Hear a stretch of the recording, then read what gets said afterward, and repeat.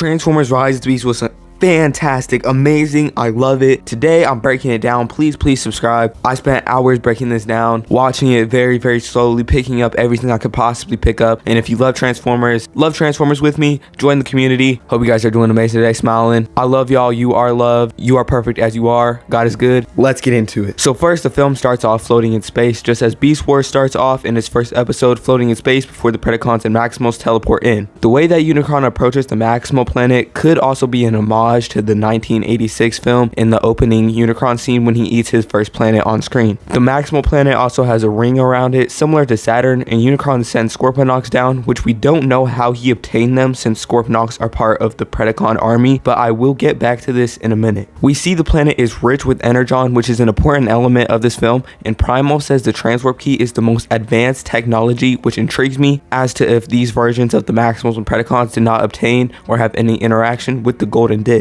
Ape-Link, who is the leader of the Maximals at this point and isn't a very popular Maximal in Beast Wars, he was specifically made for the comics around the 2000s, and I assume he was only added to be used as an establishing kill for Scourge. And although it would have been more shocking to see characters like Tigertron or Rattrap be this opening kill, Ape-Link makes sense for the budget reasons, as he's just a recolor of Primal with some slight changes. They definitely didn't put much money into him since he's not sporting his classic red colors. We get some of the few lines from Cheetor, which he says that enemies are landing, in which he does not refer to the Scorponauts directly as Predacons. Ape-Link's sacrifice shows the weight of Unicron's arrival and also the power of the transwarp, as it was a key MacGuffin in the Beast Wars show. He gives leadership over to Primal, which confirms that he was the leader, which is interesting considering how Scourge straight stomps him out. This horror-styled entrance for Scourge is great, leading to a quick kill, and him taking Ape-Link's Maximal insignia, which is such a cold thing for Scourge, man. We see multiple insignias, including an Elite Guard insignia, a Predacon insignia, a Decepticon insignia, and a Wrecker insignia. Later on in the film, we also see mercenary insignias. Scourge has definitely invaded a lot of worlds with Unicron. The Predacons propose a question to if Unicron invaded the planet that the Predacons inhabited and enslaved the Scorponauts. Maybe Scourge killed the main Preds like Megatron, Pterosaur, Dinobot, which would be disappointing but also really cool Scourge feats. Airazor says Ape-Link's sacrifice will be their oath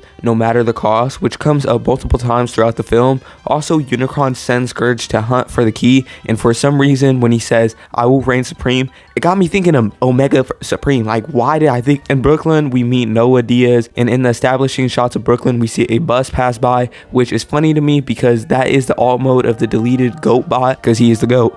Transit. In Noah's room there's a bunch of 90s merch, Wu-Tang, Notorious B.I.G., Nas. Noah, while talking to his brother, says ain't no government agencies worried about us, Tails, which is ironic considering the way the film leaves off with government G.I. Joe asking for Noah to join them. The dynamic between Noah and his brother wasn't nothing crazy, but I did enjoy it, and Toby Nigue's charisma is freaking amazing in this film. I love Toby Nigue. Elena mentions the Ankylosaurus, which is a type of dinosaur present in the Combiner Grimstone. There's what looks to be a Falcon statue in Elena's office, which could be a reference to Airazor. The main Airazor statue, although is shown containing the transwarp key with the Maximal logo on it. Bishop says Noah can't be a part of a team, which is a contrast to the end of the film when he's asked for help from him and his whole team. The number on the subway station reads 2306, which could be a nod to this film's release date of June 2023. This entire scene is freaking hilarious, by the way. During Noah's heist, we see this vehicle, which definitely looked familiar.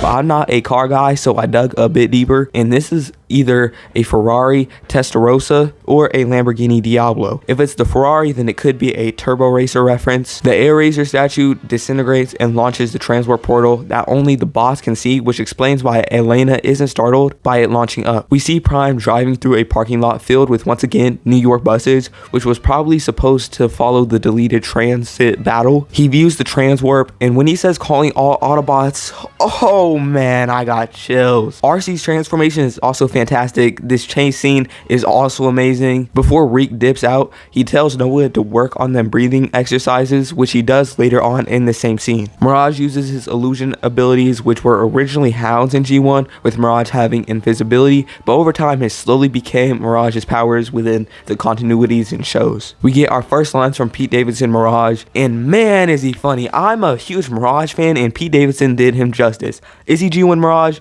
No, but he is fantastic either way. He mentions the movie Big, which is probably just a 90s reference, but I don't know, I'm not from the 90s. RC using her G1 visor to scan Noah to identify him, and they give us details on the transwarp key, and I'm sorry, but the whole monologue, Peter Colin, just great, man. Peter Transformer. The plan to use it to travel back to Cybertron is also genius. Prime not being on board with Noah's involvement is also really cool for his development. Mirage agrees to let Noah sell him if he helps and proceeds to transform into a Lamborghini Countach, which is Sideswipe's G1 alt mode, and finally his classic G1 alt mode, which is kind of crazy because he goes from Jazz's alt to Sideswipe's alt to his alt. Lando, in researching, finds stuff on the Maximo cave that they visit later in Peru, and also glyphics of Cheetor, Rhinox, and Primal, but not Airazor, presumably because Airazor was separated from those three. The post has two names attached to it, with the first one ending in Takara and the second one ending in Tommy, which is a key company that helps produce the Transformers figures that I blow all my money on. Help. Then a joke about Mark Wahlberg, which appeared in both Transformers Age of Extinction and The Last Knight, and these jokes show that Mirage is keeping up with the 90s pop culture. Mirage tells Noah that Prime blames himself for getting the bots stranded on Earth, which is very true to Prime's character, as we've seen those thoughts in shows like War for Cybertron, and it really gives a reason to him eagerly wanting to get home, choosing his bots over the human race. B says that humans were good to him, and Prime responds in reference to Charlie from Bumblebee, and Prime says that this is not our world, in contrast to this is not our war that we thought he said in the second trailer. Prime says humans only protect what is theirs, which is a perfect setup for Primal's line later in the film to Prime when he says that humans are more than me CI. And this drive-in theater joke is so freaking funny. I love Prime in the film. Prime's transformation is phenomenal, and he pulls out his Energon blades just as he had in the Bayverse. Mirage says, oh, they're flying now, which is questionable because the Seekers are present on the Cybertron battle, but he may have been talking about robot mode flying. This entire museum battle is great and crazy because the entire museum wasn't even real. It was all CGI. Optimus Prime has the iconic Energon axe that he uses in battle, which could be a dual reference once Bumblebee picks it up, as Bumblebee wields a similar Energon axe in Transformers the game. Battletrap taunts Prime, saying, and you call yourself a Prime?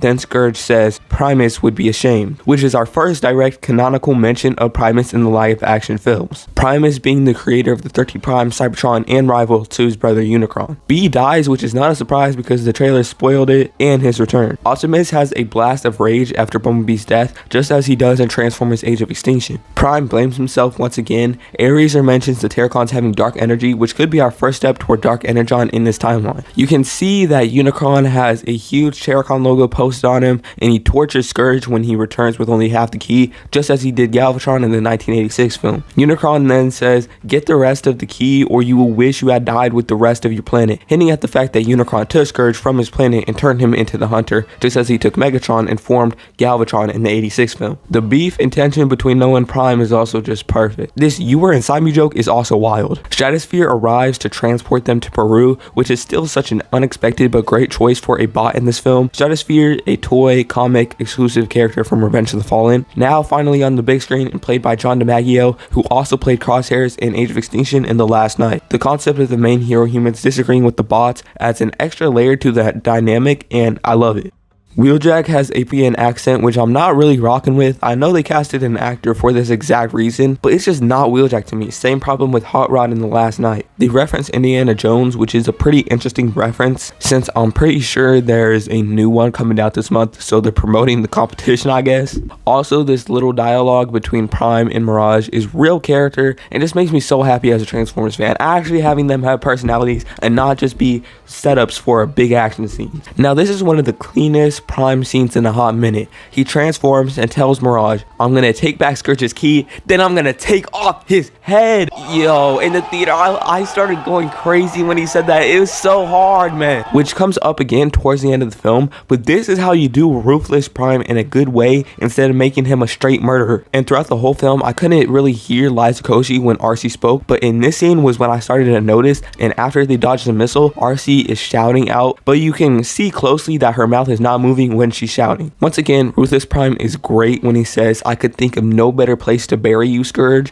and shows that he wants to get his get back for B. This rustic manipulator attaches to RIZZ and slowly begins to take over RIZZ. During the Maximal Autobot standoff, you can see Rhinox snarling at Wheeljack as Wheeljack inches back nervously. Primal asks RIZZ if the others are alive, which begs the question of who the others are since we only see these main four and Ink Link on their planet. The natural answer is characters like Tigatron, Rat Trap, Depth Charge, since those were main characters in Beast Wars, but it's definitely disappointing to see those characters scrapped. Cheetor also has a subtle accent as heard in the scene. This scene also confirms they went with the descendants of Prime route for Primal, as he is named after Prime. Primal mentions the oath following Apeling's death, in which explains them staying on Earth. This entire scene of them learning of the key's location via Primal is a powerful moment for Prime. Primal says, "This is not the Optimus Prime I imagine," suggesting that he does not live up to his name quite yet, which is great because it leaves a lot of room for growth and development for Prime. And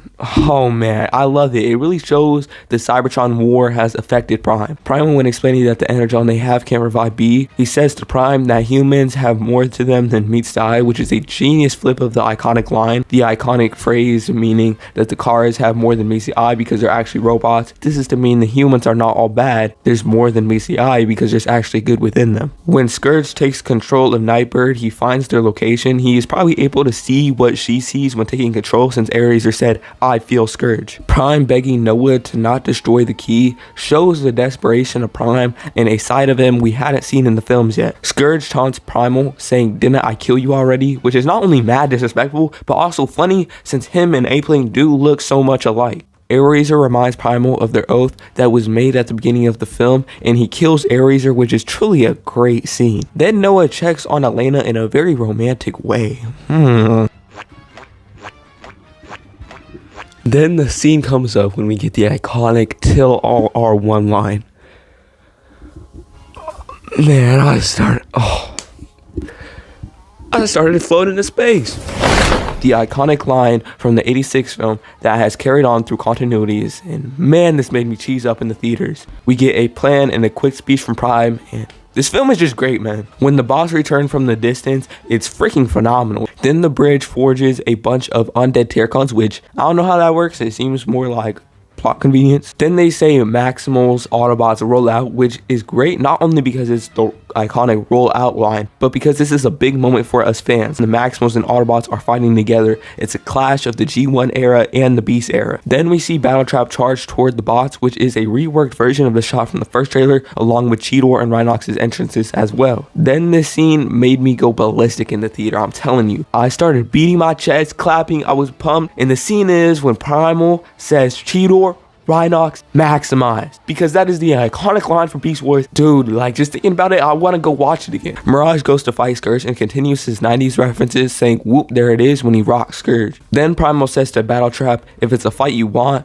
you got one," while catching his wrecking ball, which could be a reference to the comic when Cyclonus says "you want a fight, you get a fight," since Cyclonus is related to Scourge, although it's a little unlikely. Mirage kicks off Scourge's Terracon mask, revealing that this boy Scourge is beyond nasty under that mask, bruh. Blood's gonna need a surgeon for that, bro. Mirage saves Noah to keep his promise to Noah's brother, then saying "own team," entering himself into Noah and his brother's own team. Christopher then comes on the mic and says "Yo Knuckles," revealing that Mirage is Knuckles, Noah is Sonic, and Christopher is Tails. Noah takes over Mirage, and I like this scene because when he shoots Scourge, it doesn't affect him, which is realistic. The humans can have epic moments without dumbing down the power levels of the bots. The bridge sets off a shock that ignites the Energon, reviving Bumblebee. He comes back to "Mama said knock you out" as he knocks Nightbird out of the battle by killing her. We never actually see on screen Bumblebee change from normal Camaro to his off-road vehicle, so it's possible that he is just able to adapt new parts to his current vehicle to fit the location he is at. Or maybe Stratosphere had some parts available for him. This Scourge Prime fight is phenomenal, and Prime flicking lava at Scourge shows that the raw Energon is a different type of power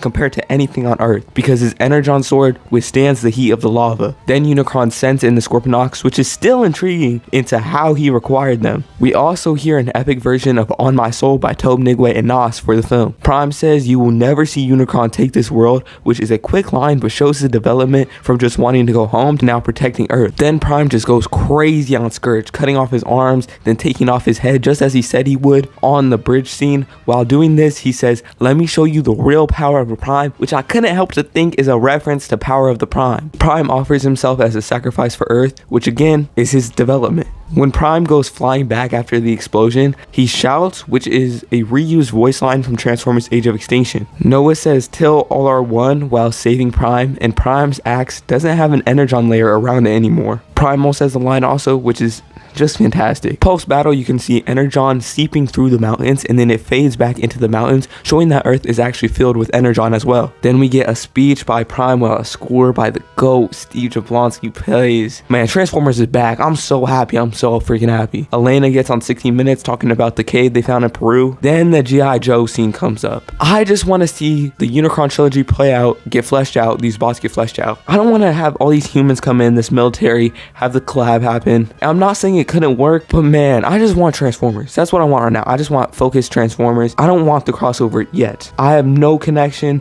love for G.I. Joe, so I don't care for it. But yes, that was my full film breakdown of Transformers Rise of the Beast. The full film broke down everything you missed, 91 things you missed in this film. If you noticed even one thing that you didn't notice, please drop a sub. It means the world to me. I've spent so much time on this. I was thinking about doing a review of this film, but I thought that this would be a lot more intriguing for you guys to watch. And for me, if I was to review this film, it would end up being like 50 minutes of me just gushing, because I'm not gonna plan out and write scripts for my review. I would just be gushing for like 40 minutes, a 40-minute video of me just going crazy on the mic. But once again, if you enjoyed, please subscribe. If you learned something new, please subscribe. If you didn't enjoy, leave a comment so I can better the content. Thank you so much for taking time out of your day to watch this video. Have a nice day, everybody.